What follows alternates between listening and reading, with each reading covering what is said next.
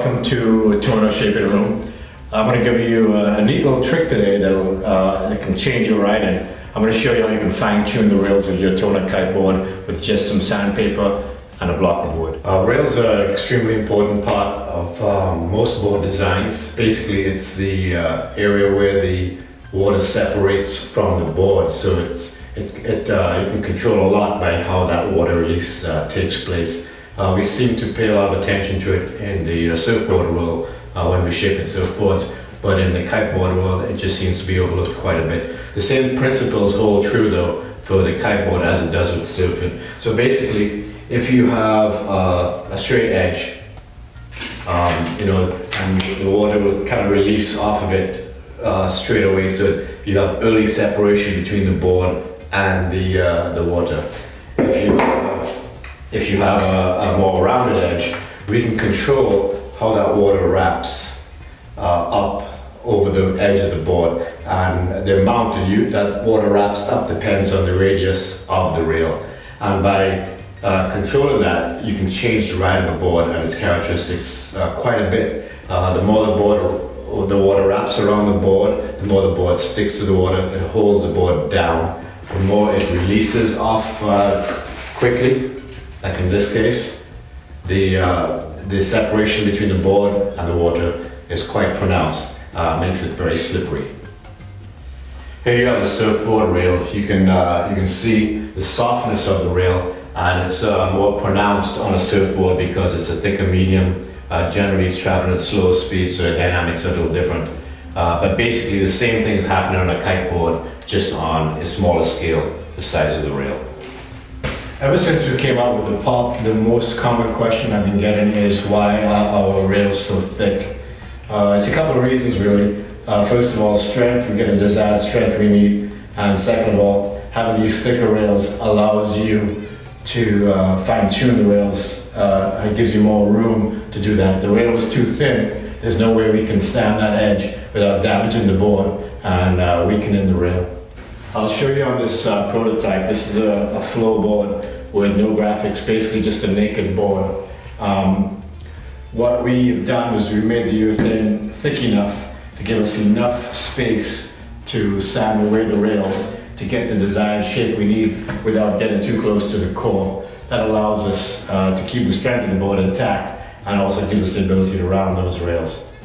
So what you're trying to do is you're trying to balance the two extremes of the sharp edge with a quick water release with the more wrapped edge with the stickiness to the water. And by controlling those two feelings, you can really fine-tune the board, and you can actually make or break a board's performance depending on how that rail is rounded and how it transitions from round to sharp. So where do we want to shape, where do we want to soften? When I say soften, I mean more radius, sharpen is more of an edge. So generally speaking, you want the middle area of the board, start from the middle, to be soft, and as you go towards the tips, you leave it to the straight edge. So you have to blend it nicely from the centerpiece to the sharpened point. This is Andre's board here. He likes his rails quite soft in the middle between the heel positions, and he likes to keep that edge nice and crisp towards the tail. The flow has a thinner rail than the pop does, but still plenty enough to give you that roundness that we can get out of these rails.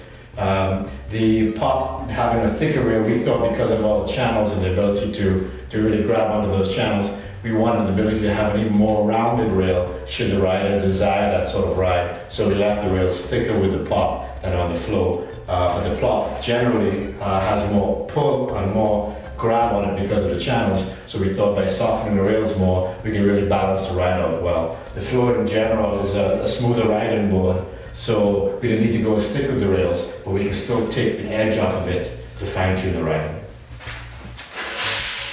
So start off making smooth, long strokes. Don't stay in one area for too long.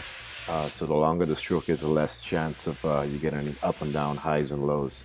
Always stop and make sure you check as you continue. You don't want to take too much off the first time around. So, double check those rails, keep an eye on it, keep an eye on the edge, and just fine tune until you get the desired edge that you need.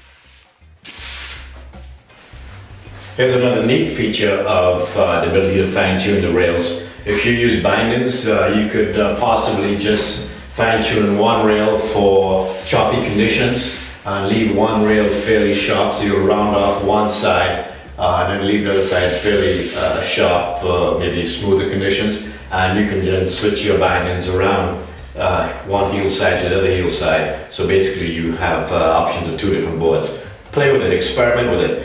Try different rail configurations on one side first. If you like it, you can reduce it on the other side. Toe side riding may want more bite, so you may leave it sharper on the toe side. Heel side a little bit rounder. There's lots of variations, and basically it's all your personal choice. What you think will make your board ride the best. Well, that's about it for rails. As you can see, you can take your Tona board and fine-tune it to the ride that you like.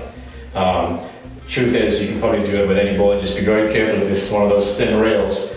I wouldn't sand too much off of it because you could weaken the board to the point of failure. But with the Tona board, as you've seen, we've designed it into the aspect of the board where we will allow you to fine-tune those rails to get that desired ride you like. So basically, out the box is perfect.